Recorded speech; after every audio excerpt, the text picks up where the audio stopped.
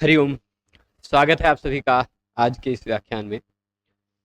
हम सभी लोग लघु सिद्धांत कौमुदी पढ़ रहे हैं और लघु सिद्धांत कौमुदी में आकारांत शब्द जो विश्वपा शब्द है उस विश्वपा शब्द का पाठ कर रहे हैं। विश्वपा शब्द के रूप कैसे बनते हैं, विश्वपा शब्द से सातों विभक्तियों के सभी प्रत्यय लगा करके हम देख रहे हैं। उनमें से प्रथमा विभक्ति का जब सु प्रत्यय लगाया तो विश्वपाह बन गया। सु के स को रू करके खरवसाने और र को खरवसाने और विसर्जनीय से विसर्ग कर दिया। औ प्रत्यय लगाया तो फिर वृद्धि रेची से वृद्धि करके विश्वपौ बना लिया। प्रथम पूर्व सवर्ण दीर्घ करना चाहता था पर दीर्घा जसी च सूत्र ने उसको रोक लिया। ये भी पढ़ चुके हैं। जब जस प्रत्यय लगाया हमने तो जस प्रत्यय में से बचा अस, विश्वपा अस, जोड़ने पर बना विश्वपास। वहां पर प्रथम पूर्व सवर्णा दीर्घ करना चाहता था लेकिन दीर्घा जसी च ने रोक लिया और अकस सवर्ण दीर्घा से दीर्घ हुआ विश्वपास, और फिर उसको दीर्घ होने के बाद ससजसो रू से रू होकर विसर्ग होकर विश्वपाह बनी। तो विश्वपाह, विश्वपऊ, विश्वपाह यहां तक पहुंच गए थे। फिर इसके बाद विश्वपाह, वो संबोधन में भी सेम टू सेम ऐसे का ऐसा ही बनेगा। विश्वपाह, विश्वपऊ, विश्वपाह, जैसा प्रथमा में वैसे संबोधन में भी एकदम समान रूप रहेगा क्योंकि यह आकारांत दीर्घ आकारांत शब्द है। इससे पहले जो शब्द आपने राम इत्यादि देखा वहां पर क्या होता था, संबोधन के पहले प्रत्यय से पहले आने वाला अंतिम वर्ण ह्रस्व मिल जाया करता था, इसलिए एंग ह्रस्वात संबुद्धे से वो संबुद्धि का सु लुप्त हो जाया करता था, पर यहां सब नहीं होगा। फिर इसके बाद द्वितीय एक वचन का हमने अम प्रत्यय लगाया तो विश्वपा अम, अमी पूर्वा से पूर्व वाला आ बचा रह गया, विश्वपाम बना। फिर आउट प्रत्यय लगाया जब हमने तो विश्वपा आउट, विश्वपा औ। प्रथम पूर्व सवर्ण दीर्घ करना चाहा पर पूर्व सवर्ण दीर्घ न होकर के वृद्धि रेची से वृद्धि होकर विश्वपौ। ये पहुंच गए थे। अब अगला जो रूप है वही समझने के लिए कई सूत्रों को समझना पड़ेगा। वो जिन सूत्रों को समझना पड़ेगा उन सूत्रों पर चलते हैं पहले, फिर उसके बाद विश्वपा और सस लगाकर जोड़कर देखेंगे कि क्या रूप बनता है। पर उसको जोड़कर देखने से पहले, क्या रूप बनता है यह देखने से पहले हम क्या करेंगे कि जितने भी और नियम जानने जरूरी हैं उन नियमों को जान लेते। तो दीर्घा जसी च जान गए थे ना, विश्वपौ, विश्वपाह, हे विश्वपाह, विश्वपौ, हे विश्वपौ, हे विश्वपाह, ऐसा ही बनेगा। विश्वपाम बनेगा द्विवचन द्वितीय एक वचन में और विश्वपौ द्वितीय द्विवचन में। ठीक है, अब उसको इतना तक जान गए हैं। अगला सूत्र आया सुडनपुंसकस्य। कौन सा सूत्र आया? सुडनपुंसकस्य। देखिए इस सूत्र को तोड़ें तो इस सूत्र में दो शब्द निकल कर आएंगे और वो दो शब्द निकल कर आएंगे, पर इससे पहले 42 नंबर सूत्र को देखिए। उस 42 नंबर सूत्र में आपको ये शब्द मिलेगा। श्री सर्वनाम स्थानम में सर्वनाम स्थानम मिल रहा होगा, मिल रहा है ना?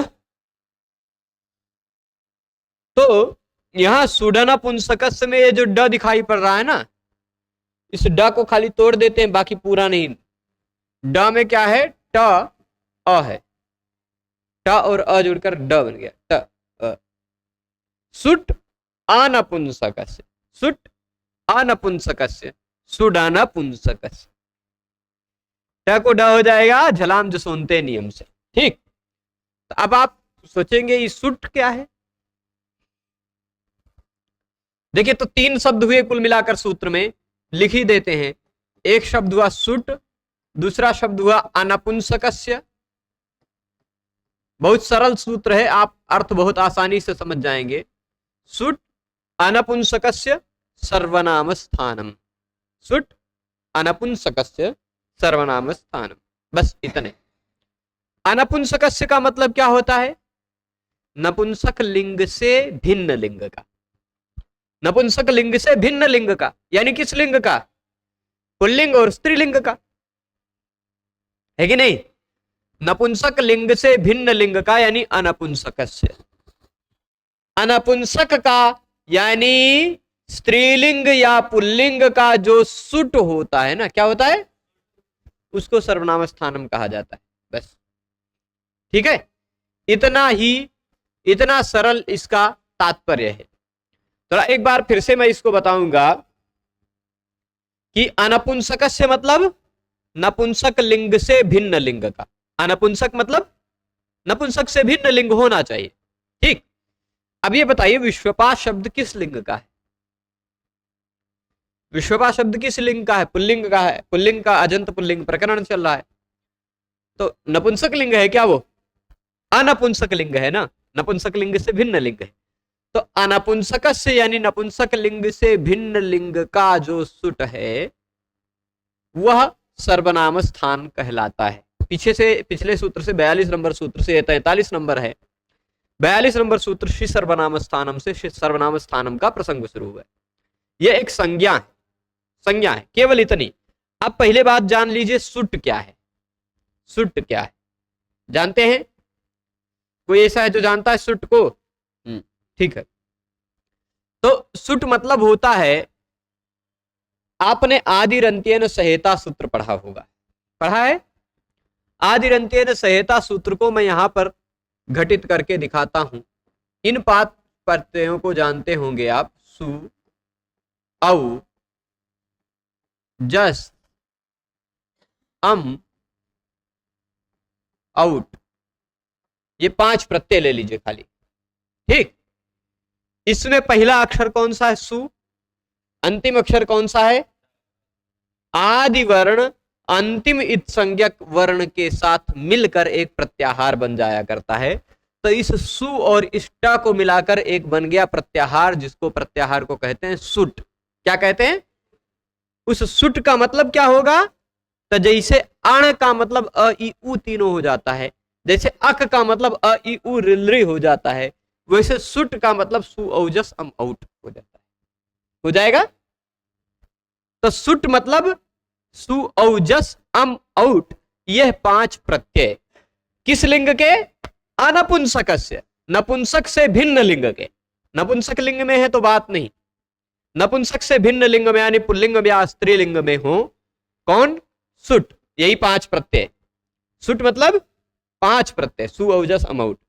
ये सुट यानी सु औजस इत्यादि पांच प्रत्यय नपुंसक से भिन्न लिंग में हो तो उनको सर्वनाम स्थान कहा जाता है। यह सर्वनाम स्थान बार बार आता रहेगा। सर्वनाम और सर्वनाम स्थान में बहुत अंतर है, स्थान का अंतर है ना। इतना बड़ा एक संज्ञा सर्वनाम बनाते, एक सर्वनाम स्थान बनाते, इतना बड़ा अंतर भगवान पाणिनि जी ने सूत्र में स्वयं किया है। तो आप समझिएगा कि ये दोनों संज्ञाओं का अंतर है, इन दोनों संज्ञाओं का विषय अलग अलग है। अब जब कभी भी सर्वनाम स्थानम की बात कही जाए कि सर्वनाम स्थान होगा तो ये काम हो जाएगा। जैसे सर्वनाम स्थाने धातो है ना, उगिदचाम सर्वनाम स्थाने धातो, ऐसा है। सर्वनाम स्थाने चा संबुद्धौ है ना। तो सर्वनाम स्थाने सर्वनाम स्थाने सर्वनाम स्थाने कहीं भी अगर सर्वनाम स्थान कहा जाए तो सर्वनाम स्थान का मतलब आप क्या समझेंगे? क्या है सर्वनाम स्थान? तो कहेंगे सर्वनाम स्थान, ये बात हमेशा पचा लीजिएगा, सर्वनाम स्थान इस सूत्र के द्वारा तो खाली इतना ही पता चला। देखिए अगला सूत्र कहेगा स्वादिष्व सर्वनाम स्थाने, सु आदिशु असर्वनाम स्थाने। तो आपको पता होना चाहिए ना भाई सर्वनाम स्थान क्या है। जब तक आप जानेंगे नहीं कि सर्वनाम स्थान क्या है, तब तक असर्वनाम स्थान कैसे जानेंगे, है कि नहीं। तो इसीलिए सर्वनाम स्थान को बताने के लिए यह सूत्र आया, सुट अनपुंसक। अनपुंसक से यानी नपुंसक लिंग से भिन्न लिंग यानी पुल्लिंग या स्त्रीलिंग का, सुट यानी सु औजस अम आउट जो पांच प्रत्यय है, उन पांच प्रत्ययों को सर्वनाम स्थान कहा जाता है। वैसे एक प्रत्यय और भी है सर्वनाम स्थान, पर उसके लिए इस सूत्र से पहले वाला सूत्र आपको जानना पड़ेगा, शी सर्वनाम स्थानम। शी भी है एक प्रत्यय जो सर्वनाम स्थान कहा जाता है, पर यह शी सभी लिंगों में नहीं मिलता, यह शी केवल नपुंसक लिंग में मिलता है। ठीक, तो नपुंसक लिंग में केवल एक ही प्रत्यय शी, वो जस और शस के स्थान पे आता है। जस के स्थान पर भी शी आ जाता है, शस के स्थान पर भी शी आ जाता है। तो नपुंसक लिंग में जो शी दिखाई पड़ेगा वह सर्वनाम स्थान है। और पुल्लिंग और स्त्रीलिंग में, नपुंसक लिंग से भिन्न लिंग में यानी पुल्लिंग और स्त्रीलिंग में सु औजस अम औट जो दिखाई पड़ेगा वह सर्वनाम स्थान है। ठीक है। अच्छा, सर्वनाम स्थान होने का बहुत फायदा है, बहुत अंतर पड़ता है। आपको मैंने बताया, ये एक ध्यान दीजिएगा कि राजन शब्द देख लीजिए, राजा, राजानौ, राजानः, राजानम, राजानौ, आन आन जो दिखाई पड़ रहा था बड़ा होता, राज्ञ राज्ञा, राजभ्याम, राज्य भी, वो कहीं वैसा वाला रूप खाली शुरुआती 5 जगह दिखाई पड़ेगा। ठीक। इसी तरह भवत शब्द को देखिए, न दिखाई पड़ना, बीच में न, खाली 5 जगह पर दिखाई पड़ेगा। भवान, भवन्तौ, भवन्तः, भवन्तम, भवन्तौ, 5 जगह। उसके बाद फिर न कहीं नहीं दिखाई पड़ेगा। भवतः, भवता, भवद्भ्याम, भवद्भिः, भवते, भवद्भ्याम, भवद्भ्या। ये सब हो क्यों रहा है? खाली 5 जगह अलग रूप है ना, और सब जगह अलग। तो उसका कारण यही है सर्वनाम स्थान संज्ञा। सर्वनाम स्थान संज्ञा केवल उन्हीं 5 प्रत्ययों की होती। अच्छा, सखी शब्द को देख लीजिए, सखा, सखायौ, सखायः, आय आय वृद्धि होती हुई दिखाई पड़ रही होगी, है ना। सखा, सखायौ, सखायः, सखायम, सखायौ, पर उसके बाद खत्म। सखी, सखीन, सख्या, सखीभ्याम, सखी भी, सख्ये, सखीभ्याम, सखीभ्यः, ऐसा सब रूप चलने लगेगा, है ना। तो ये जो केवल 5 जगह पर अंतर दिखाई पड़ता है, वह कारण, उसका फल, वो उसका कारण क्या है? सर्वनाम स्थान संज्ञा। यह बहुत काम आएगा, इसलिए इसको ध्यान दीजिएगा। सर्वनाम स्थान अगर किसी भी सूत्र में कहा जाए तो सर्वनाम स्थान का मतलब क्या समझेंगे आप? सु, औजस, अम, औट, ये 5 प्रत्यय सर्वनाम स्थान है, पर कब? नपुंसक लिंग से भिन्न लिंग में। ठीक है। इतनी बात स्पष्टता समझ गए होंगे। तो ये स्वादि पंचवचनानी देख लीजिए, वही लिखा होगा, स्वादि पंचवचनानी। सु आदि जो 5 वचन है, सु आदि 5 वचन कौन? सु, औ, अम, सु, औजस, अम, औट। ये 5 वचन जो है, मतलब सु एक वचन, औ द्विवचन, जस बहुवचन, फिर अम एक वचन, औट द्विवचन।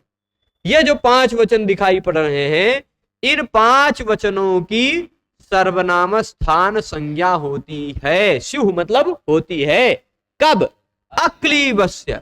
अक्लीबस्य, क्लीब कहते हैं नपुंसक लिंग को, अक्लीब मतलब अनपुंसक लिंग। ठीक। अक्लीबस, क्लीब का मतलब क्या होता है? नपुंसक लिंग। अक्लीब मतलब अनपुंसक लिंग, यानी पुल्लिंग और स्त्रीलिंग का। ठीक। नपुंसक लिंग से भिन्न लिंग का, ये इतना अर्थ समझ गए होंगे। तो सु इत्यादि 5 प्रत्यय, सु, औजस, अम, औट, सर्वनाम स्थान संज्ञक होते हैं यदि वे अक्लीब के हो, यानी नपुंसक लिंग के न हो तो। ठीक। सुड नपुंसक सूत्र में कोई दिक्कत नहीं ना किसी को? सुट अनपुंसक, इनको ऊपर ले जाए ना। ठीक है। अब इसके बाद आपको जो सूत्र समझना है वो बहुत मजेदार है, मतलब उलझा कर रखता है, अभी उलझने वाला सूत्र। इसके अष्टाध्यायी को खोल के रखिएगा, विशेष करके चौथे अध्याय के पहले पाद को, चौथे अध्याय के पहले पाद को, सूत्र नंबर 2, 4, 1, 2।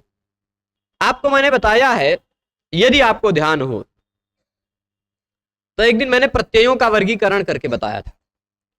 व्याकरण शास्त्र के अष्टाध्यायी में 3 अध्यायों में केवल प्रत्यय प्रत्यय प्रत्यय बताए गए।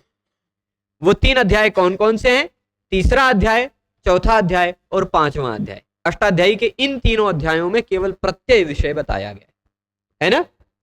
तीसरे अध्याय में शुरुआत में 12 प्रत्यय सन आदि बताए गए, फिर उसके बाद कुछ प्रत्यय जो शप इत्यादि विकर्ण प्रत्यय हैं वो बताए गए, है ना।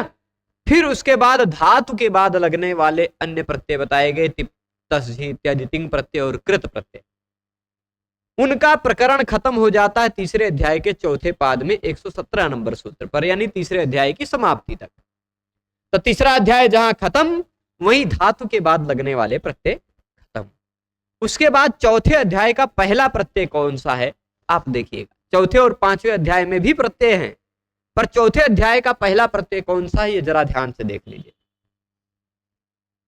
चौथा अध्याय का पहला सूत्र आपको मिलेगा ज्ञाप प्रातिपदिकात, पर पहला प्रत्यय कौन सा मिलेगा? सु। मिल रहा है ना? सौजसमौष्टाभ्याम विस्ङेभ्याम व्यस्ङसिभ्याम व्यस्ङसोसाम्यो सुप। इस सूत्र में पहला प्रत्यय कौन सा कहा गया? सु। अच्छा, इन प्रत्ययों को हम सु आदि प्रत्यय कह सकते हैं कि नहीं? कह सकते हैं ना, क्योंकि सु से शुरुआत हुआ। अब यह सु से शुरू होकर प्रत्यय, देखिए प्रत्यय वैसे पहला प्रत्यय व्याकरण शास्त्र का है सन प्रत्यय, है ना? तीसरे अध्याय से प्रत्यय का विषय शुरू हुआ हो रहा है, वहां पर पहला प्रत्यय बताया गया सन। पर वह जो सन प्रत्यय है, उस सन प्रत्यय के बाद कुछ विकरण प्रत्यय, कुछ धातु के बाद लगने वाले प्रत्यय, वो खत्म हुआ तो शुरू हुआ चौथे अध्याय से प्रत्ययों का, अलग प्रत्ययों का विषय। ऐसे प्रत्ययों का विषय शुरू हुआ जो प्रत्यय प्रातिपदिक के बाद लगते हैं। प्रातिपदिक क्या है यह भी मैंने दो सूत्रों के माध्यम से, अर्थवद धातुर प्रत्यय प्रातिपदिकम और कृतद्धित समासाश्च, इन दो सूत्रों के माध्यम से बताया। तो प्रातिपदिक के बाद लगने वाले प्रत्ययों की शुरुआत होती है चौथे अध्याय के पहले पाद से, है ना? उनमें पहला प्रत्यय कौन सा प्रत्यय है? यहां प्रातिपदिकात के बाद वाला पहला प्रत्यय सुप्रत्यय। अच्छा, वो प्रातिपदिक के बाद लगने वाले प्रत्यय कितने हैं, कहां तक हैं, जरा ध्यान से देखिएगा। पहला प्रत्यय जो यहां प्रातिपदिका 4-1-1 नंबर सूत्र है, 4-1-1 नंबर सूत्र जो है यहां प्रातिपदिकात, उसी के आगे अष्टाध्यायी में, गोपाल दत्त पांडे जी वाली अष्टाध्यायी में आप देखें अधिकार लिखा होगा, लिखा है कि इसका अधिकार कहां तक जाएगा? पांचवें अध्याय के चौथे पाद के 160 नंबर सूत्र तक जाएगा, ऐसा लिखा है। तो जरा पांचवें अध्याय के चौथे पाद का 160 नंबर सूत्र आप देखेंगे तो वहां मिलेगा निष्प्रमाणिश्च सूत्र मिलेगा, है ना? पर उस सूत्र से पहले थोड़ा सा देखते आइए अंतिम प्रत्यय कौन सा है। निष्प्रमाणी से पहले देखते आइए 5-4-160 से पहले लगभग 148 के आसपास, 148 पे है ना? कितने पे है? 151 पर है। हाँ, अंतिम प्रत्यय यही बताया गया है, कप उरह प्रभृतिभ्यः कप। उसी से कप की अनुवृत्ति और में आती है, शेषे विभाषा इत्यादि, शेषाद विभाषा इत्यादि से, है ना? तो अंतिम प्रत्यय कौन सा है? व्याकरण मैं आपको बता दूं तो जरा इसको मैं यहां ले आता हूं, ध्यान दीजिएगा। पहला प्रत्यय कौन सा हुआ? सन। सन इत्यादि 12 प्रत्यय बताए गए, है ना? फिर उसके बाद कुछ धातु के बाद लगने वाले प्रत्यय बताए गए। अब हम उन प्रत्ययों की बात नहीं कर रहे हैं, हम सन आदि की बात नहीं कर रहे हैं, हम सु आदि प्रत्यय की बात कर रहे हैं। यानी हम उन प्रत्ययों की बात कर रहे हैं जो सु के बाद में। तो सु के बाद में कहां तक के प्रत्ययों की बात कर रहे हैं ये लिस्ट नहीं बताई, तो हम सु से शुरू करके अंतिम तक जाएंगे, है कि नहीं?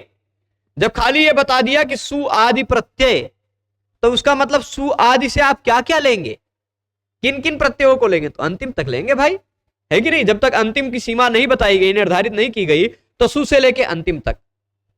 तो सु प्रत्यय के बाद आप देखते जाएंगे, सु औजस में शुरू होने के बाद सु से लेकर के अंतिम प्रत्यय कौन सा है?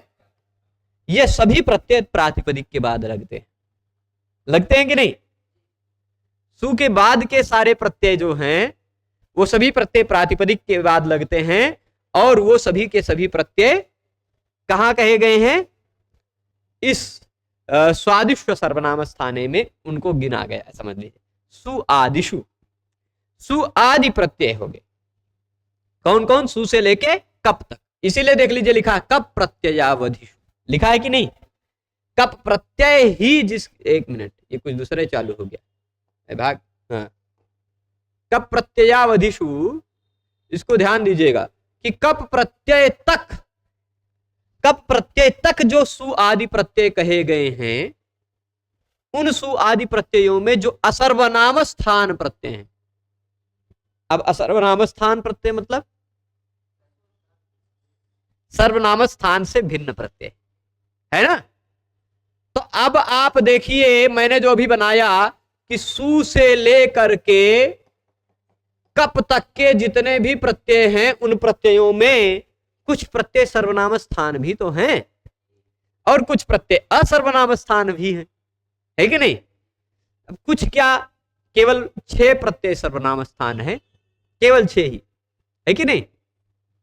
सु औजस अम औट ये 5 और एक शी, 6 ही प्रत्यय हैं जिनको सर्वनाम स्थान कहा जाता है। बाकी कोई भी प्रत्यय हो सु आदि में, बाकी कोई भी प्रत्यय है सु आदि में से, वह प्रत्यय कैसा माना जाएगा, वह असर्वनाम स्थान माना जाएगा, सर्वनाम स्थान से भिन्न माना जाएगा कि नहीं।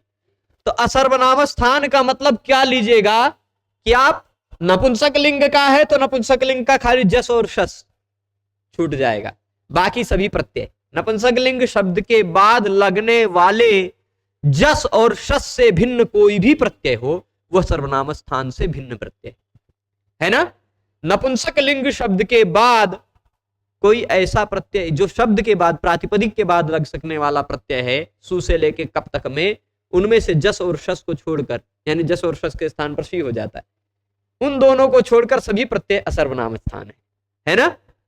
और अगर पुल्लिंग या स्त्रीलिंग शब्द है तो उसमें सु औ जस अम औट इन 5 प्रत्ययों को छोड़कर पुल्लिंग और स्त्रीलिंग शब्द के बाद लग सकने वाला कोई भी प्रत्यय असर्वनाम स्थान प्रत्यय है कि नहीं। प्रातिपदिक के बाद, क्योंकि सु से लेके कप तक के ही प्रत्यय लगते हैं प्रातिपदिक के बाद, है ना। और उनमें से सु औजस अम औट ये 5 सर्वनाम स्थान है। उन 5 को छोड़कर जितने भी लग सकते हैं वो सब असर्वनाम स्थान है ना। जो सर्वनाम स्थान ना हो वह असर्वनाम स्थान। तो सु औजस अम औट जिन 5 को हम विश्वपाह विश्वपौ विश्वपाह विश्वपाम विश्वपौ लगाकर देख चुके हैं, उन 5 को छोड़ करके कप तक के जितने भी प्रत्यय हैं वो सभी असर्वनाम स्थान हैं कि नहीं, है ना। तो अब इस सूत्र ने क्या कहा, अच्छा ये सूत्र देखिए क्या करता है। पहले स्वादिश्व सर्वनाम स्थानम, स्वादिश्व सर्वनाम स्थाने सूत्र से पहले 14 नंबर सूत्र देखेंगे तो वहां पर सुप तिङंतम पदम से पदम की अनुवृत्ति आती है ना। पद संज्ञा करने वाले 4 सूत्र हैं व्याकरण शास्त्र में, उन 4 सूत्रों में से यह अंतिम सूत्र है, ठीक। सुप तिङंतम पदम न ये सीति च स्वादिश्व सर्वनाम स्थाने, यही 4 सूत्र हैं, 1-4-14 से 1-4-17 तक, ठीक। तो स्वादिश्व सर्वनाम स्थाने यह कौन सी संज्ञा करता है, पदम, पद संज्ञा करता है। यानी सर्वनाम स्थान से भिन्न, ध्यान दीजिएगा, सर्वनाम स्थान से भिन्न कोई सु आदि प्रत्यय लगा हुआ हो। अच्छा, स्वादिश्व सर्वनाम स्थाने में कौन सी विभक्ति लगी है, सप्तमी लगी है ना। तो यानी जो कार्य होगा वह किसके स्थान पर होगा, पूर्व वाले को। चलिए जरा सा हम इसको मिटा करके यहां विश्वपा के बाद शस प्रत्यय लगाकर देख लेते हैं, है ना। विश्वपा और शस, शस में से बचता क्या है, अस बचता है ना। यहीं पे अभी रुकिएगा, इस स्थिति को मन में बनाकर रखिएगा। अब आप बताइए यह शस प्रत्यय सु आदि प्रत्यय है कि नहीं, है ना। और यह शस प्रत्यय सर्वनाम स्थान है क्या, सर्वनाम स्थान है क्या, यह कैसे सर्वनाम स्थान है। सर्वनाम स्थान मैंने अभी बताया कि सु औजस अम औट ये 5 प्रत्यय ही सर्वनाम स्थान है। शस, ये तो शस है, ये सर्वनाम स्थान नहीं। शी की बात नहीं कर रहे हैं यहां हम शस प्रत्यय की बात करें। शी नपुंसक लिंग जब पढ़ते रहेंगे तब आएगा, ठीक। नपुंसक लिंग जब हम पढ़ेंगे तो वहां पर जस शसो शी एक ऐसा सूत्र मिलेगा तो वहां पर काम आएगा शी वाला, ठीक है। तो अब देखिए विश्वपा और अस, यह जो अस प्रत्यय है मतलब शस प्रत्यय है, यह शस प्रत्यय सु आदि प्रत्यय है ना। सु आदि प्रत्यय उसके साथ साथ सर्वनाम स्थान प्रत्यय नहीं है, क्योंकि पुल्लिंग के बाद लगने वाले केवल सु ओजस अम औट ये पांचों प्रत्यय सर्वनाम स्थान होते हैं। ये तो छठा है, ये सर्वनाम स्थान नहीं है।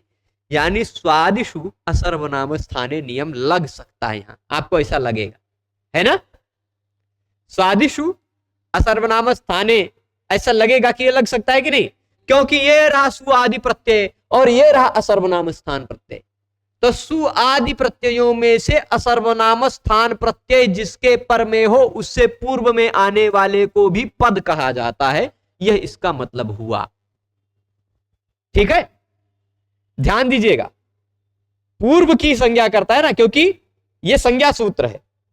सप्तमी विभक्ति जिसमें लगी होती है वह कार्य अपने से पूर्व के स्थान पर करता है ना। तो सु आदि प्रत्ययों में आने वाले असर्वनाम स्थान प्रत्यय से पूर्व में जो कुछ भी आता है उसको भी पद कहा जा सकता है। यह इस स्वादिष्ट सर्वनाम स्थाने तक समझने तक पता चला। अभी इसका अपवाद आएगा, यहां पद संज्ञा नहीं होगी, पर अभी तक जितना नियम पढ़ा उसके हिसाब से हमको यह समझ में आया कि नहीं। देखिएगा, कप प्रत्यय तक, कप प्रत्यय सु से लेके कप तक सभी प्रत्यय है ना, सु आदि, कप प्रत्यय तक जो सु आदि प्रत्यय हैं उन सु आदि प्रत्ययों में से असर्वनाम स्थान प्रत्यय यदि पर में हो तो पूर्व की पद संज्ञा होती है। सिंपल है, इतना समझ गए। कप प्रत्यय तक, कप प्रत्ययावधिषु मतलब कप प्रत्यय तक, वो उरह प्रभृतिभ्यः कप बताया गया, अंतिम प्रत्यय वही है।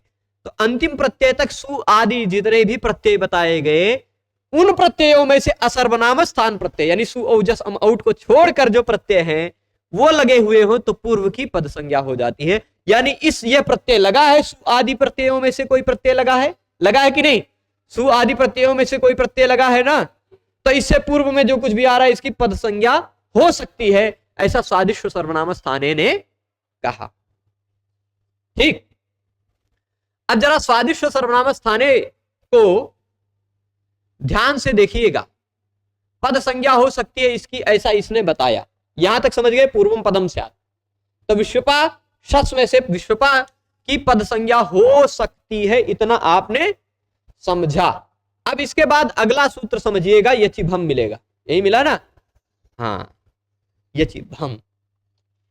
जरा इसका नंबर देखिए, 1 4 18 उसी स्वादिष्ट सर्वनाम स्थाने के तुरंत बाद वाला सूत्र है, यानी उस सूत्र से संबद्ध सूत्र है कि नहीं, ध्यान से देख रहे हैं। इससे पहले 1 4 17 नंबर सूत्र था स्वादिष्ट सर्वनाम स्थाने, यचिभम उसी के तुरंत बाद का सूत्र है कि नहीं। पर अब जरा ऐसा यहां पर और ध्यान देने वाली बात है, क्या आप कहां तक पहुंचे थे हम, विश्वपा और अस, स्वादिष्ट सर्वनाम स्थाने ने कहा कि यह पद संज्ञक है, विश्वपा की पद संज्ञा।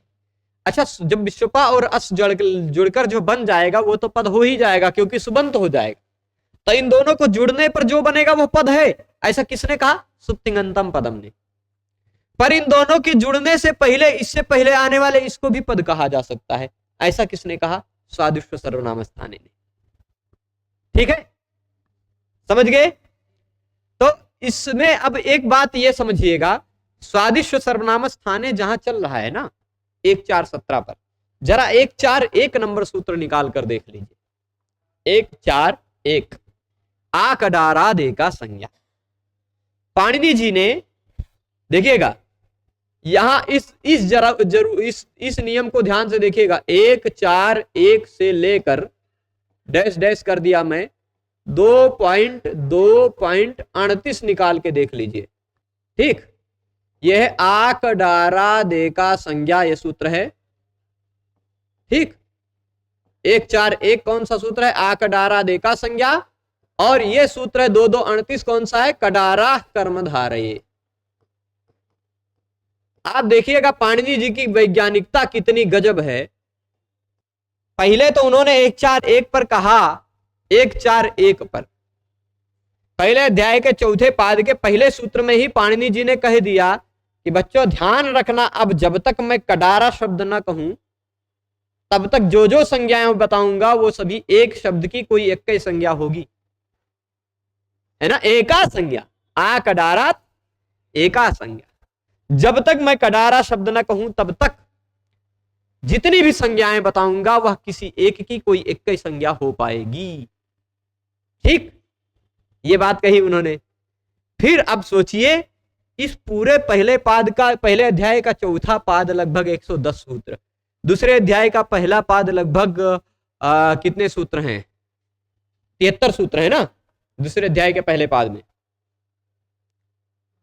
72 है। चलिए, तो 110 और 72 लगभग 182 और फिर 38, यानी कि लगभग 220 सूत्र बाद, 220 सूत्र बाद कौन सा सूत्र आने वाला है पाणिनि जी को पता था, है कि नहीं।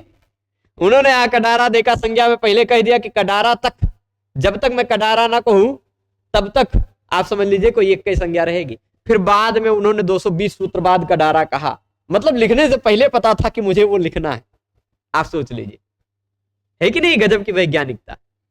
तो यहां ध्यान दीजिए, अब इसको मिटा दें तो निश्चित यह समझ लीजिए कि स्वादिष्ट सर्वनाम स्थाने जो है ना और यचिभम जो है, अगर दोनों सूत्र दो अलग अलग संज्ञाएं कह रहे होंगे तो उन दोनों में से कोई एक ही संज्ञा होगी, क्योंकि एका संज्ञा के अधिकार में आ रहे। ठीक है कि नहीं, कोई एक ही संज्ञा होगी। अब यचिभम क्या कह रहा है, इसको जरा ध्यान से देखिए। यचिभम को मैं तोड़ डालूं तो इसमें आपको यह दिखाई पड़ रहा होगा और एक ये दिखाई पड़ रहा होगा, दिखाई पड़ रहा है ना, य अचि, य और अच, य और अच जो है ना, इसको क्या कहा जाएगा, यच कहा जाएगा ना। अच्छा, सु से लेके कप तक के जितने भी प्रत्यय है ना, स्वादिष्ट सर्वनाम स्थाने में सप्तमी लगी थी, यचि में भी सप्तमी लगी है ना। तो यानी स्वादिष्ट सर्वनाम स्थाने की यहां पर अनुवृत्ति आएगी। और देख लीजिए, स्वादिष्ट सर्वनाम स्थाने लिखा हुआ है, सूत्र में अनुवृत्ति आएगी, यानी सु आदि प्रत्यय होने चाहिए। ध्यान दीजिएगा, सु आदि प्रत्यय लगे हुए होने चाहिए, और सु आदि प्रत्ययों में भी असर्वनाम स्थान प्रत्यय लगा हुआ होना चाहिए, सर्वनाम स्थान से भिन्न प्रत्यय लगा हुआ होना चाहिए। ठीक, सु आदि में से असर्वनाम स्थान प्रत्यय लगा हुआ हो। ये देखिए, सु आदि में से असर्वनाम स्थाने लगा ना, सर्वनाम स्थान तो केवल 5 हैं, सु औजस अम औट। सु आदि में से यदि असर्वनाम स्थान प्रत्यय लगा हुआ हो और वह असर्वनाम स्थान प्रत्यय का पहला वर्ण या हो या तो अच हो, क्या हो, यच। यच का मतलब क्या हुआ, या हो अथवा अच हो। ठीक, तो कप प्रत्यय तक, सु से, ये कप प्रत्ययावधिषु समझ गए होंगे, सु से लेके कप तक, सु आदिषु कप प्रत्ययावधिषु, सु से लेकर के कप प्रत्यय तक के जितने भी प्रत्यय बताए गए, उन प्रत्ययों में जो असर्वनाम स्थान प्रत्यय है, यानी सु औजस अम औट को छोड़ करके प्रत्यय है, जो सु से लेके कप तक में जितने भी प्रत्यय आएंगे, मतलब प्रातिपदिक के बाद लगने वाला कोई भी प्रत्यय हो सु औजस अम औट को छोड़कर, तो वह असर्वनाम स्थान है। और यदि असर्वनाम स्थान प्रत्यय लगा हुआ हो, यदि असर्वनाम स्थान प्रत्यय लगा हुआ हो, उस असर्वनाम स्थान का पहला वर्ण या हो अथवा अच हो, तो उससे पहले आने वाले की भम, भ संज्ञा होती है। कौन सी संज्ञा होती है, स्वादिष्ट सर्वनाम स्थाने ने कहा, ध्यान दीजिएगा, केवल इतने अंतर है स्वादिष्ट सर्वनाम स्थाने और यचि भम में। नंबर जरा ध्यान से देख लीजिए, पहला ये 17 था स्वादिष्ट सर्वनाम स्थाने और यचि भम है 18। स्वादिष्ट सर्वनाम स्थाने आप समझे होंगे, मैं फिर से उसका अर्थ एक बार बोल रहा हूं कि सु आदि, सु से लेकर के कप प्रत्यय तक जितने भी प्रत्यय बताए गए, उनमें केवल सु औजस अम औट, ये 5 प्रत्ययों को छोड़कर जितने भी प्रत्यय हैं वह असर्वनाम स्थान प्रत्यय हैं। उन असर्वनाम स्थान प्रत्ययों से पहले आने वाले की पद संज्ञा हो जाती है, ऐसा स्वादिष्ट सर्वनाम स्थाने ने कहा था। परंतु यचिभम ने कहा कि यदि प्रत्यय का पहला वर्ण यच हो, या हो अथवा अच हो, यच मतलब या हो अथवा अच हो, तो पूर्व की पद संज्ञा ना हो करके भम भ संज्ञा होगी। ठीक, तो पद संज्ञा जो हो रही थी स्वादिष्ट सर्वनाम स्थाने, उसको रोक लेगा, क्योंकि ये असर्वनाम स्थान प्रत्यय भी है। और पर ये भ संज्ञा आप ध्यान दीजिएगा कि धातु के बाद लगने वाले प्रत्ययों में नहीं लगेगा, सु से लेके कप तक के प्रत्ययों में ही यह भ संज्ञा होगी, यानी प्रातिपदिक के बाद लगने वाले प्रत्ययों में ही भ संज्ञा होगी, क्योंकि सु आदि प्रत्यय प्रातिपदिक के बाद लगते हैं, है ना। सु से लेके कप तक के जितने भी प्रत्यय हैं वो कहां लगते हैं, यहाँ प्रातिपदिकात के अधिकार में आते हैं, प्रातिपदिक के बाद ही लगते हैं, या नी के बाद या आप के बाद या प्रातिपदिक के बाद। ठीक, तो उन प्रत्ययों में जिस प्रत्यय का सु औजस अम औट को छोड़कर और शी को छोड़कर, नपुंसक लिंग में शी, पुल्लिंग और स्त्रीलिंग में सु औजस अम औट, इन 5 और 1 6, इन 6 प्रत्ययों को छोड़कर प्रातिपदिक के बाद लगने वाला कोई भी प्रत्यय हो वह है असर्वनाम स्थान, सर्वनाम स्थान से भिन्न है, और उससे पहले आने वाले की पद संज्ञा हो जाती है, ऐसा स्वादिष्ट सर्वनाम स्थाने ने बताया। और यदि उसका पहला वर्ण या हो अथवा अच हो तो उससे पहले आने वाले की भ संज्ञा हो जाती है। मैं थोड़ा सा इसको यहां पर ध्यान से बताता हूं, इस तरफ यहां ध्यान दीजिएगा। जब सु से सु औजस अम औट, ये 5 छोड़ दिया जाएगा, सु औजस अम औट, इन 5 को छोड़कर जो सु इत्यादि प्रत्यय हैं, उनका वर्ण, उनका पहला वर्ण, ध्यान दीजिएगा, ये मैं दोनों सूत्रों का निष्कर्ष बता दे रहा हूं, अंततो गत्वा जो निष्कर्ष निकल के आ रहा है। सु आदि असर्वनाम स्थान, देखिएगा यही निष्कर्ष है, सु आदि जो असर्वनाम स्थान प्रत्यय हैं,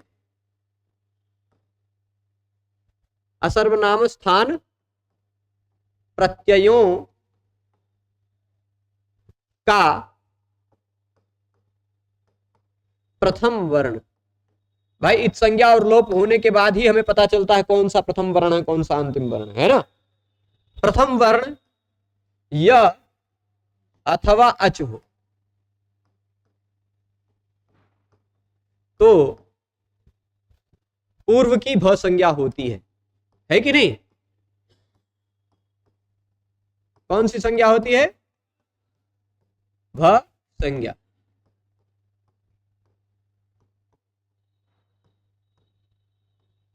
ये अपवाद है इसलिए यह पहले लगेगा, या और अच। अब या को छोड़कर कोई दूसरा व्यंजन हो तो वह व्यंजन होगा तो अच से भी भिन्न हो जाएगा और या से भी भिन्न हो जाएगा।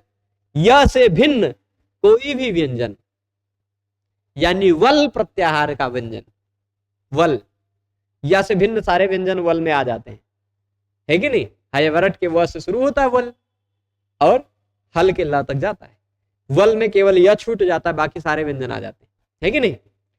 तो वलादि कोई भी प्रत्यय हो, यानी ऐसा प्रत्यय जिसका पहला वर्ण या के सिवाय कोई व्यंजन हो, तो उससे पूर्व की पद संज्ञा ही होगी। जैसे अब मैं 2 उदाहरण देता हूं। कौन सा, राजन के बाद लगा हुआ है शस प्रत्यय। आप कहेंगे इसमें तो पहला वर्ण यह नहीं है, अच नहीं है, ऐसा बिल्कुल मत कहिएगा। इत संज्ञा और लोप करने के बाद पहला वर्ण देखा जाता है ना। बचा क्या है, अस, नहीं ये तो पूरा मिटे रहे हैं, चलिए बचा क्या है, अस। अब इसका पहला ये सु आदि प्रत्यय है, सर्वनाम स्थान प्रत्यय है, और इसका पहला वर्ण या अथवा अच है, तो इससे पूर्व में आने वाले राजन की भ संज्ञा है ना। कौन सी संज्ञा होगी, भ संज्ञा। किसकी, पूरे की नहीं, इसकी, है कि नहीं। इसीलिए भ संज्ञा होगी तो अल्लोपो न लगेगा। जब भ संज्ञा होगी तो अल्लोपो न से इस आ का लोप होगा, तो ज और न के बीच में जो अ है वो लुप्त हो जाएगा, जन हो जाएगा, जन। और स्तोश्चुनाश्चु से न की जगह पे या हो जाएगा, ज और यहाँ का संयोग होकर ज्ञ बन जाएगा, राज्ञ बनेगा। ठीक, और यही अगर देख लीजिए शब्द होता राजन के बाद प्रत्यय लगा होता कौन सा, ध्यान। तो देखिए ये भी सु आदि प्रत्यय है, यह असर्वनाम स्थान प्रत्यय है, सु आदि प्रत्यय है, असर्वनाम स्थान प्रत्यय है। और इसका पहला वर्ण या और अच नहीं है तो यचिभम नहीं लग पाएगा। तो स्वादिष्ट सर्वनाम स्थाने लगेगा, इस प्रत्यय से पूर्व में आने वाले इस राजन की पद संज्ञा हो जाएगी, और पद संज्ञा होगी तभी प्रातिपदिक संज्ञक जो पद होता है, मतलब जो प्रातिपदिक भी हो पद भी हो, उसका अंतिम वर्ण न आता हो उसका लोप हो जाता है, नलोप प्रातिपदिकांत से तभी लगेगा और राजभ्याम बनेगा। पद संज्ञा न होती तो राजभ्याम नहीं बनता, राजन भ्याम ऐसा कुछ बनाना पड़ता मजबूरी में, है ना। तब प्रत्यय का पहला वर्ण निर्धारित करता है कि उससे पहले आने वाले की कौन सी संज्ञा होगी। ठीक, समझ रहे हैं। तो अब इसके बाद हम चले जाते हैं फिर से यहां पर स्वादिष्ट सर्वनाम स्थाने सूत्र समझ गए होंगे और यचिभम समझ गए होंगे आप। ठीक, सु आदि प्रत्यय सर्वनाम स्थान से भिन्न प्रत्यय यदि उनका पहला वर्ण या और अच हो तो भ संज्ञा होगी पूर्व की, यदि उनका पहला वर्ण या और अच से भिन्न हो यानी कोई और दूसरा व्यंजन हो तो उससे पूर्व की पद संज्ञा होगी। पद संज्ञा स्वादिष्ट सर्वनाम स्थाने सूत्र से होगी और भ संज्ञा यचिभम से होगी। ठीक है, समझ गए हैं ना। तो यादिशु अजादिशु, देखिए इसको तोड़ लीजिएगा। यादिशु या आदि ऐसा प्रत्यय जिसका पहला वर्ण या हो, अजादिशु यानी ऐसा प्रत्यय जिसका पहला वर्ण अच हो। ठीक, अजा आदि बकरी इत्यादि मत खोजने लगिएगा, यहां अच आदिशु, अच आदि अजादि कहा जाएगा। ठीक, तो अच जिसका पहला वर्ण हो ऐसा प्रत्यय या जिसका पहला वर्ण हो ऐसा प्रत्यय, कप तक लेकर जितने भी हैं ऐसे प्रत्ययों में, उन प्रत्ययों में सु आदि में असर्वनाम स्थान प्रत्यय होना चाहिए, वह तो पूर्व की भ संज्ञा होती है। ठीक, ये बात समझ गए हैं बढ़िया से। अब आ कडारा दे का संज्ञा, ये भी सूत्र में संदर्भ बता चुका हूं, बोल चुका हूं ना। इसने कहा कि भाई 141 से लेके 2238 तक के सूत्र जो कोई भी संज्ञा करते हो उनमें से कोई एक ही संज्ञा होगी। स्वादिष्ट सर्वनाम स्थाने ने कहा कि भाई विश्वपा ऐसा है स्थिति, कौन सी स्थिति है, विश्वपा है ना, विश्वपा और उसके बाद अस है। स्वादिष्ट सर्वनाम स्थाने ने कहा कि इस विश्वपा की पद संज्ञा होगी और यचिभम ने कहा कि इस विश्वपा की भ संज्ञा होगी, है कि नहीं। दोनों सूत्र लग रहे हैं कि नहीं। पर आ कडारा दे का संज्ञा ने कहा कि भाई ये सूत्र के बाद कडारा कर्मधारय तक जितने भी सूत्र हैं उन सभी सूत्रों तक, जो इन सभी सूत्रों के द्वारा जो कोई भी संज्ञा की जाएगी वह एक ही संज्ञा होगी। अब चाहे आप इसकी भ संज्ञा कर लो चाहे आप इसकी पद संज्ञा कर लो, कोई एक ही संज्ञा होगी। तो कौन सी होगी ये कैसे पता चले, तो कह रहे हैं इत ऊर्ध्वम, इत ऊर्ध्वम मतलब इस सूत्र के बाद, इत ऊर्ध्वम मतलब इस सूत्र के बाद कडारा कर्मधारय, यही सूत्र है 2.2.38। ठीक, पाणिनि जी को पता था कि ये 141 नंबर सूत्र में ही बता दिए उन्होंने कि अभी मैं कडारा कहने वाला हूं, कब कहूंगा वो 100 लगभग 220 सूत्र बाद कहा उन्होंने। ठीक, 220 सूत्र बाद लगभग उन्होंने कडारा कर्मधारय कहा, लेकिन उसके बारे में उन्होंने पहले ही उल्लेख कर दिया। ठीक, तो इसके बाद कडारा कर्मधारय इस सूत्र से पहले प्राक, कडारा कर्मधारय इत्यतः प्राक, आ कडारात मतलब कडारा कर्मधारय से पहले तक, है कि नहीं। एकैकस्य एकैव संज्ञा ज्ञेया, एक एक की एक संज्ञा होगी। आ कडारात एका संज्ञा, आ कडारात एका संज्ञा, ये परिभाषा सूत्र समझ लीजिए, ये केवल निश्चित कर रहा है। तो एक एक की एक ही संज्ञा जाननी। तो अब बताइए इसकी दो संज्ञा हो रही थी, यचिभम ने कहा इसकी भ संज्ञा होगी, स्वादिष्ट सर्वनाम स्थाने ने कहा इसकी पद संज्ञा होगी। तो कौन सी संज्ञा करी जाए, कौन सी संज्ञा की जाए, भ संज्ञा की जाए कि पद संज्ञा, कोई एक ही संज्ञा होगी। तो कौन सी होगी उसका निष्कर्ष बता रहे, देखिएगा।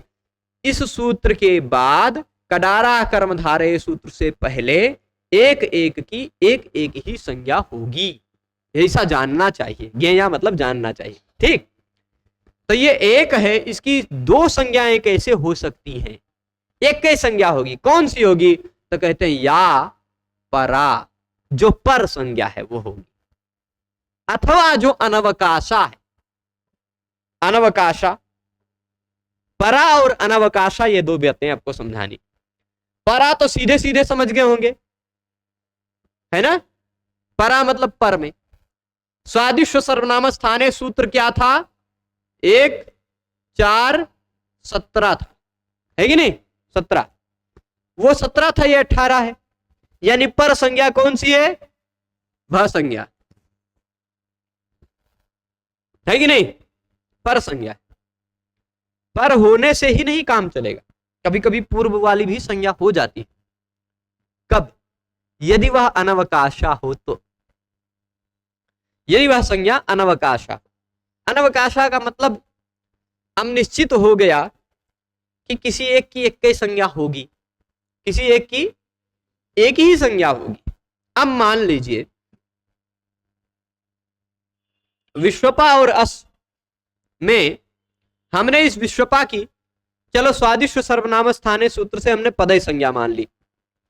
मान लीजिए सु आदि असर्वनाम स्थान प्रत्यय हो तो पूर्व की पद संज्ञा होती है, पद संज्ञा ही मान ली। यानी अब तो भा संज्ञा हो ही नहीं पाएगी, क्योंकि सु जहां भी यचि भम की बात आएगी वहां स्वादिष्ट सर्वनाम स्थाने की बात अवश्य आएगी। आएगी कि नहीं? क्योंकि यह किन प्रत्ययों की बात कर रहा है? उन्हीं प्रत्ययों की बात कर रहा है जिन प्रत्ययों की बात सु आदि स्वादिष्ट सर्वनाम स्थाने कर रहा था, क्योंकि उसी के बाद वाला सूत्र यह भी है। तो ऐसे प्रत्यय जिनका पहला वर्ण य हो अथवा अच हो, वो भी तो स्वादिष्ट सर्वनाम स्थाने के अंतर्गत आ जाएंगे, है कि नहीं? वो भी तो स्वादिष्ट सर्वनाम स्थाने के अंतर्गत आ जाएंगे। तो यदि हम स्वादिष्ट सर्वनाम स्थाने से सब जगह पदय संज्ञा करने लग जाएंगे तो यचिभम सूत्र बनाना ही बेकार हो जाएगा, है कि नहीं? यचिभम को तो बेचारे को कहीं मौका ही नहीं मिलेगा, क्योंकि यचिभम सूत्र जहां जहां लग रहा है वहां वहां सब जगह स्वादिष्ट सर्वनाम स्थाने लग सकता है कि नहीं? क्योंकि यचिभम सूत्र कब लगता है? यदि प्रत्यय सु आदि हो। स्वादिष्ट सर्वनाम स्थाने कब लगता है? यदि प्रत्यय सु आदि हो। यचिभम भी तभी लगता है यदि प्रत्यय असर्वनाम स्थान हो। स्वादिष्ट सर्वनाम स्थाने भी तभी लगता है यदि प्रत्यय असर्वनाम स्थान हो। पर यचिभम में कुछ मर्यादा है कि प्रत्यय का पहला वर्ण या हो या अच होना चाहिए। स्वादिष्ट सर्वनाम स्थाने में ऐसी कोई मर्यादा कही ही नहीं गई, वो तो सभी प्रत्ययों में लग सकता है। तो अगर स्वादिष्ट सर्वनाम स्थाने ही सभी जगह लगाने लग जाते तब तो यचिभम लग ही नहीं पाता, है ना। इसलिए वह संज्ञा अनवकाशा संज्ञा हो जाती है, उसको कहीं अवकाश ही नहीं मिलता, कहीं जगह ही नहीं मिलती, है ना। इसी को कहा जाता है अनवकाशा। क्या कहा गया? अनवकाश। यदि स्वादिष्ट सर्वनाम स्थाने ही सब जगह लगाते जाते तब तो उसको अवकाश ही नहीं मिलता, कहीं जगह ही नहीं मिलती, क्योंकि जहां जहां यचिभम लगेगा वहां वहां सब जगह स्वादिष्ट सर्वनाम स्थाने ऑलरेडी लग रहा होता है। तो एक कई संज्ञा होगी जो पर वाली संज्ञा हो, जो अनवकाशा संज्ञा। तो जहां पर पहला वर्ण य होगा या अच होगा वहां पर यचिभम सूत्र स्वादिष्ट सर्वनाम स्थाने को रोक लेगा और भ संज्ञा हो जाएगी। यानी प्रत्यय का पहला वर्ण य है अथवा अच है तो भ संज्ञा, प्रत्यय का पहला वर्ण उससे कोई भिन्न वर्ण है तो पद संज्ञा पूर्व की। ठीक है, इतनी बात स्पष्ट है। जरा यहां देखिए, एक मान लीजिए भू धातु है, ठीक। थोड़ा सा आप सबको एक और स्पष्टता देने के लिए मैं बता रहा हूं। इसके बाद लगा हुआ है प्रत्यय। अब बताइए पूर्व की कौन सी संज्ञा होगी? भ संज्ञा की पद संज्ञा? मैं खाली मजाक कर रहा हूं, कोई संज्ञा नहीं होगी यहां पर। क्यों? क्योंकि ये टिप प्रत्यय सु आदि प्रत्ययों में नहीं आता। सु आदि प्रत्यय वही है जो प्रातिपदिक के बाद लगते हैं, धातु के बाद नहीं, है कि नहीं। इसी तरह अभी मान लीजिए भू के बाद प्रत्यय लगा हुआ होता यत प्रत्यय, तव्य तव्या नियरा इत्यादि भी प्रत्यय है, यत प्रत्यय लगा। आप कहते देखिए भू के बाद यत प्रत्यय लगा, इसका पहला वर्ण यह है, तो ये चिभम से भ की भू की भ संज्ञा हो जानी चाहिए थी। नहीं भाई, ये यत प्रत्यय तब सु आदि में नहीं आता। सु आदि में प्रत्यय वही आते हैं जो किसी शब्द के बाद लगते हो, धातु के बाद नहीं। धातु के बाद लगने वाले प्रत्यय तो सु से पहले ही कह दिए गए हैं, ठीक। तो ये बात ध्यान रहेगा, ठीक है। इतनी बात स्पष्टता ध्यान रखिएगा।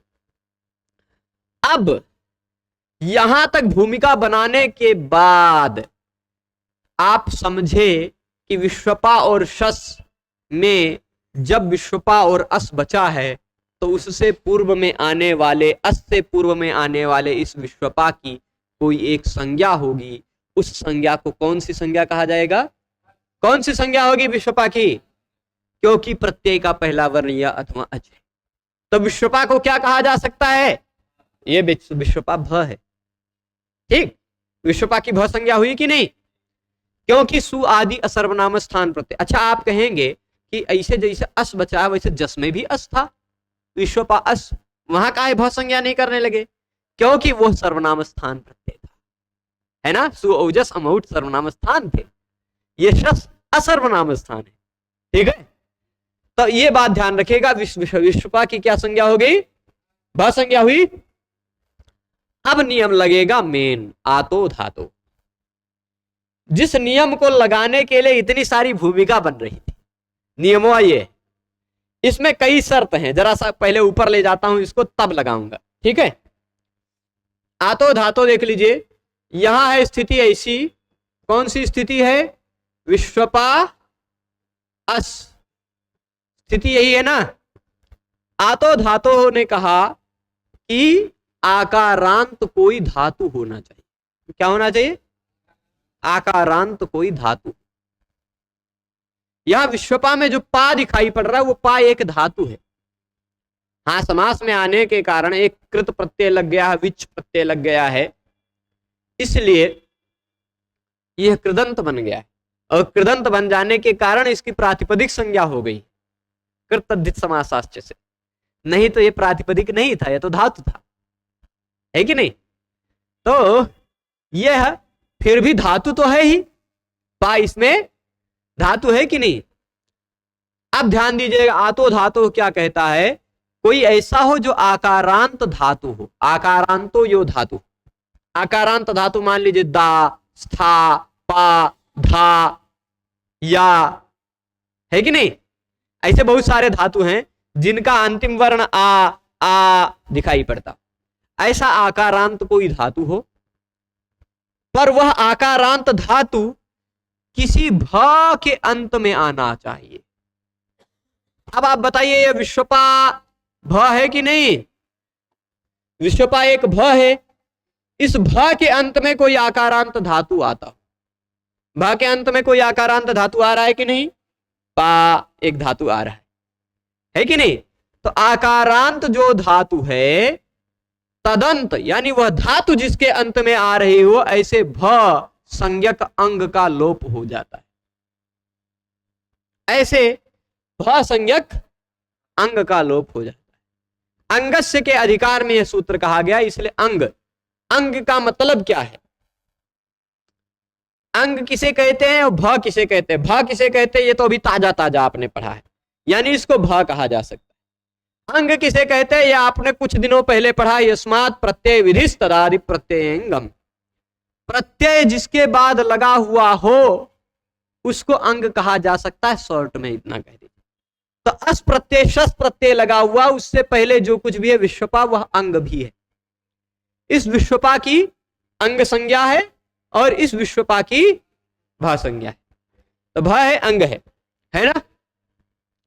अब देखिएगा, आकारांत जो धातु है, तदंत जो भ है, अंग है, उस भ संज्ञक अंग का लोप हो जाता है। अब भ संज्ञक अंग कौन सा है? विश्वपा। इस पूरे विश्वपा का लोप होने लगा। तभी, क्योंकि आतो धातो सूत्र से लोप हो रहा है, षष्ठी निर्देश के द्वारा लोप हो रहा है, इस कारण अलोन्त्यस्य नियम लग जाएगा। कहेगा कि जो लोप होगा वह केवल अंतिम वर्ण का होगा, है कि नहीं। क्योंकि लोप का विधान किस नियम के आधार पर कर रहे हैं? षष्ठी निर्देश के द्वारा कर रहे हैं। तो अब देखिए यहां नियम लगेगा। अब ये बात ये ध्यान रखिएगा, यह शस प्रत्यय है। सस के बाद चाहे टा हो, चाहे ङे हो, चाहे ngसी हो, चाहे ngस हो, चाहे ओस हो, चाहे आम हो, चाहे ङी हो, कोई भी ऐसा प्रत्यय जिसका पहला वर्ण स्वर वर्ण हो, ऐसा प्रत्येक प्रत्यय लगा हुआ होगा तो यचि भम से भ संज्ञा होगी, क्योंकि सु आदि असर्वनाम स्थान प्रत्यय होगा ही, यचि भम से भ संज्ञा होगी ही, और यचि भम से भ संज्ञा होगी ही तो वो भ संज्ञक रहेगा ही ना। विश्वपा शब्द आकारांत धातु है ही, है कि नहीं? आकारांत धातु है जिसके अंत में ऐसा भ संज्ञक शब्द बन जाएगा कि नहीं? विश्वपा भ संज्ञक भी बन जाएगा, अंग भी बन जाएगा, उसका ये वाला आतो धातो वाला नियम लगेगा सभी जगह, जहां जहां प्रत्यय का पहला वर्ण स्वरवर्ण मिलेगा तो उसका लोप करने लगेगा। अलोन्त से कहेगा नहीं भाई इसके अंतिम वर्ण का ही केवल लोप होगा, तो अंतिम वर्ण क्या है? आ, उसका लोप हो गया, बन गया विश्वप।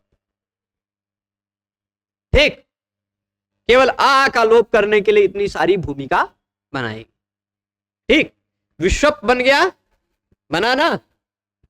तो विश्वप अस जोड़ लीजिए, विश्वपस, स को रुत्व विसर्ग कर लीजिएगा, बन जाएगा विश्वपा।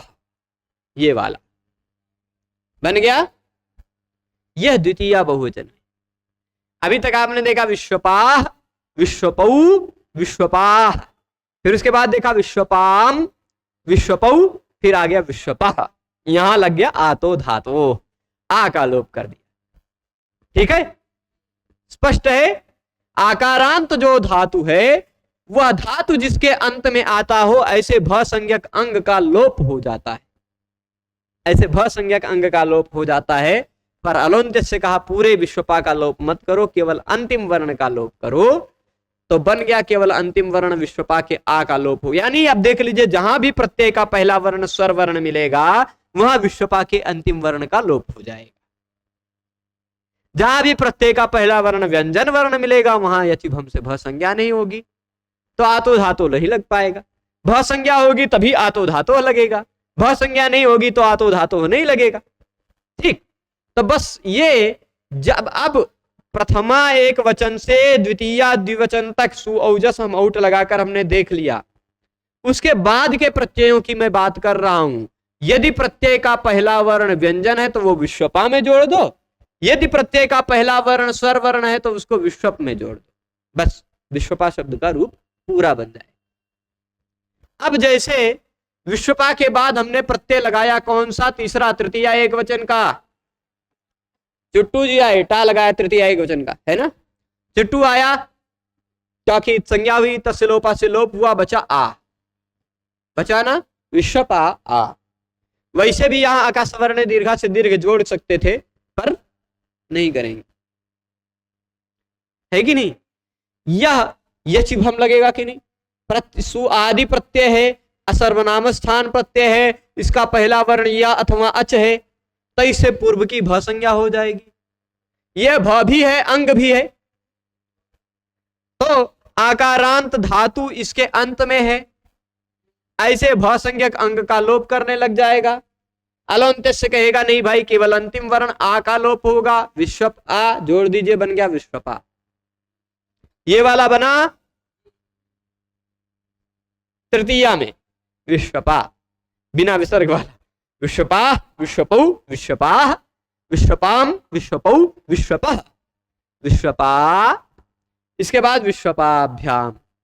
अब विश्वपा के बाद देख लीजिए भ्याम प्रत्यय लगा हुआ है। मैंने कल बताया था इससे पहले के व्याख्यान में कि आप देख लीजिए प्रत्यय भ्याम, प्रत्यय का पहला वर्ण व्यंजन है तो आप जोड़ते जाइए खाली, विश्वपा भ्याम बन गया, विश्वपा भीस, स को रुत्व विसर्ग कर लीजिएगा, बन जाएगा विश्वपा भी। ठीक, पर अब इसके बाद यदि प्रत्यय लगाया आपने गे, लशक को तद्धिते से ङ की संज्ञा होगी, है ना? तस्य लोपा से लोप हो जाएगा, बचेगा क्या? ए। अब ये देखिए सु आदि प्रत्यय में से कोई प्रत्यय है, असर्वनाम स्थान प्रत्यय है और उसका पहला वर्ण या अथवा अच है, तो यचि भम से इसकी भ संज्ञा हो गई, है ना? भ संज्ञा है इसकी, अंग भी है यह, इसका अंतिम वर्ण आ है तो आतो, और धातु भी है तो आतो धातो लगकर इसका अंतिम वर्ण का लोप कर देगा, बन जाएगा विश्वप ए, जोड़ दीजिए विश्वपे। बहुत सिंपल है। जब भ संज्ञा वाला नियम समझ जाएंगे तो पूरा का पूरा आसान हो जाएगा। विश्वपे तक पहुंच गए, भ्याम लगाएंगे विश्वपा धन भ्याम बन जाएगा विश्वपाभ्याम। भ्यस लगाएंगे विश्वपाभ्यस, स को रुत्त विसर्ग कर लीजिएगा विश्वपाभ्य। कुछ नहीं करना है बाकी। ठीक, अब इसके बाद विश्वपा शब्द है, शब्द क्या है विश्वपा, उसके बाद प्रत्यय लगा है ngसी या फिर ngस। ठीक, दोनों में से बचता है क्या, चाहे ngसी लगाइए पंचमी का, चाहे षष्ठी का ngस लगाइए, लशक को तद्धिते से ङ की संज्ञा होगी, उपदेश से अनुनासिक से ई की संज्ञा होगी, तो सलोपा से लोप हो जाएगा, दोनों जगह स्थितियों में बचेगा अस। तो भाई जैसे विश्वपाधन शस में अस बचा था, वैसे विश्वपाधन ngसी और ngस में भी अस बचा है कि नहीं। ये रहा है असर्वनाम स्थान प्रत्यय, सु आदि का प्रत्यय है, ये भी असर्वनाम स्थान प्रत्यय ये भी है। इसका पहला वर्ण या अथवा अच है, तो इससे पूर्व की विश्वपा की भ संज्ञा हो गई, हुई या अंग भी है, क्योंकि जिसके बाद प्रत्यय लगा हुआ हो उसको अंग कहा जाता है। तो ये भ संज्ञक भी है, अंग भी है, इसका अंतिम वर्ण, अंतिम में धातु भी दिखाई पड़ रहा है, आकारांत धातु दिखाई पड़ रहा है। तो आतो धातु से लोप हुआ, केवल अंतिम वर्ण का लोप होगा अलोन्त्यस्त के संयोग से। तो विश्वपा में जो आ है उसका लोप हुआ, विश्वप अस जोड़कर विश्वपस, स को रुत्त विसर्ग कर लीजिएगा विश्वपः। पंचमी में भी विश्वपः, फिर विश्वपाभ्याम, विश्वपाभ्य, षष्ठी में भी विश्वपः हो जाएगा। फिर ngस के बाद बारी किसकी आई, ओस की लगाए, ओस लगाएंगे तो भी सु आदि प्रत्यय है, असर्वनाम स्थान प्रत्यय है, पहला वर्ण या अथवा अच है, तो उससे पूर्व की भ संज्ञा होगी, तो आतो धातु से आ का लोप, विश्वप ओस, विश्वपोस, विश्वपोह बन जाएगा। फिर उसके बाद आम प्रत्यय लगाया, कौन सा प्रत्यय लगाया, तो भी सु आदि प्रत्यय है, अजादि प्रत्यय है या अथवा अच, इसका पहला वर्ण है, असर्वनाम स्थान भी है, इसलिए पूर्व की भ संज्ञा हो जाएगी। भ संज्ञा होगी तो आतो धातु से आ का लोप भी होगा, विश्वप आम विश्वपाम बन जाएगा। ठीक है, आम के बाद कौन सा प्रत्यय लगा, नी। ठीक, नी में से बचता क्या है, लशक तद्धिते से ङ की संज्ञा होती है, तत्सलोपा से लोप होकर ई बचता है, विश्वप ई, क्योंकि इसका भी पहला वर्ण स्वर वर्ण है, यह भी सु आदि प्रत्ययों में से, यह भी असर्वनाम स्थान प्रत्यय, इसलिए पूर्व की भ संज्ञा होगी, भ संज्ञा भी होगी, अंग संज्ञा भी होगी, भ संज्ञक अंग है, उसका अंतिम वर्ण धातु है, अंत में धातु दिखाई पड़ रहा है, आकारांत धातु दिखाई पड़ रहा है, आतो धातु से उसके अंतिम वर्ण आ का लोप हो गया, विश्वप ई जोड़ने पर बन गया विश्वपी। कैसा बना, ऐसा वाला विश्वपी, ई की मात्रा चढ़ गई। ठीक हो गया। इसके बाद शब्द है विश्वपा, उसके बाद प्रत्यय लगा हुआ है ओस, नी के बाद ओस, आ का लोप होगा केवल, वैसे ही सभी नियम लगेंगे, है कि नहीं। आ का लोप होगा, विश्वप ओस जोड़ दीजिए विश्वपोस, सा को रुत्त विसर्ग कर लीजिएगा विश्वपो। ठीक, फिर इसके बाद विश्वपा शब्द के बाद प्रत्यय कौन सा लगा है, सुप, तो की हलंत्यम से संज्ञा, तो सिलोपा सुलोप बन जाएगा विश्वपास। कुछ नहीं, प्रत्यय का पहला वर्ण स्वर वर्ण नहीं है, केवल पद संज्ञा होगी, बस और कुछ नहीं। ठीक है, बन गया विश्वपा शब्द का सभी रूप। तो इत्यादि एवं शंखध्मादयः, ठीक, इत्यादि कर दिया, बाकी शब्द जान गए होंगे आप। विश्वपाह, विश्वपौ, विश्वपाह, विश्वपाह हे संबोधन वाला, हे विश्वपाह, हे विश्वपौ, हे विश्वपाह, विश्वपाम, विश्वपौ, विश्वपः, विश्वपा, विश्वपौ, विश्वपाभ्याम, विश्वपाभिः, विश्वपे, विश्वपाभ्याम, विश्वपाभ्यः, विश्वपः, विश्वपाभ्याम, विश्वपाभ्यः, विश्वपः, विश्वपोः, विश्वपाम, विश्वपि, विश्वपोः, विश्वपासु। ठीक, सभी बन गए सभी रूप। अब इसी तरह शंखध्मा इत्यादि, शंख उपपद पूर्वक ध्मा धातु है, ध्मा, ये भी आकारांत धातु है ना। जैसे विश्वपा वैसे शंखध्मा, विश्वपा मतलब विश्व का पालन करने वाले, शंखध्मा मतलब शंख बजाने वाले। ठीक, शंख जो धम धम शंख का धमन करता है, शंख को बजाता जो है है ना। धुमा का मतलब होता है, धुमा उसी तरह का शब्द करना, आवाज करना होता है। शंखम दधमु, शंखम दधमु कहते हैं ना। धमति, धमति बनता है मूलतः। धुमा धातु है, उसके जगह पे धम हो जाता है। पाघ्रा धुमा स्थाम न, ऐसा एक सूत्र है, उससे धुमा के स्थान पर धम हो जाता है, तो रूप धमति बनता है। पर मूलतः धातु में धमा है। तो जैसे विश्वपा शब्द था, जैसे शब्द कौन सा था, मैं यहां तक बताऊंगा अभी, ठीक, यहां तक बताऊंगा। जैसे विश्वपा शब्द था, वैसे शंखधमा ले लीजिएगा।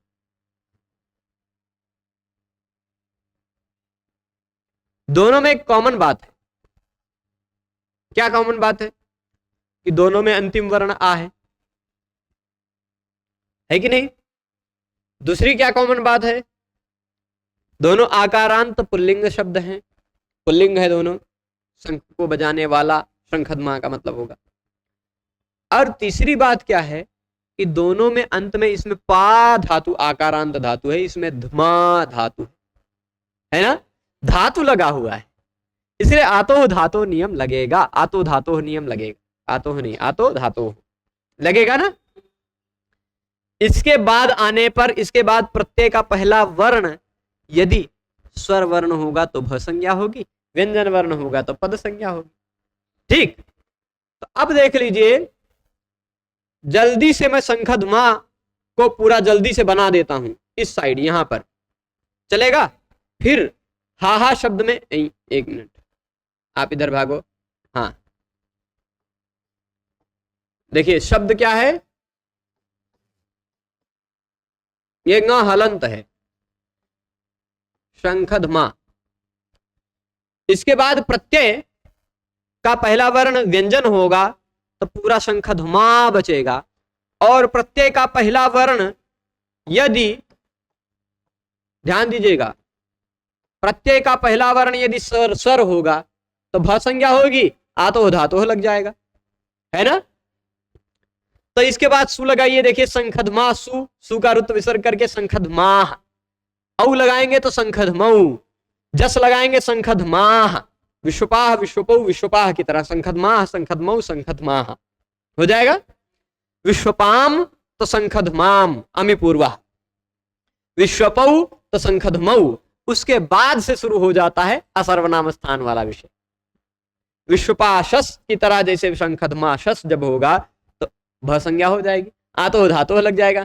शंखधम अस, शंखधमस, शंखधमा।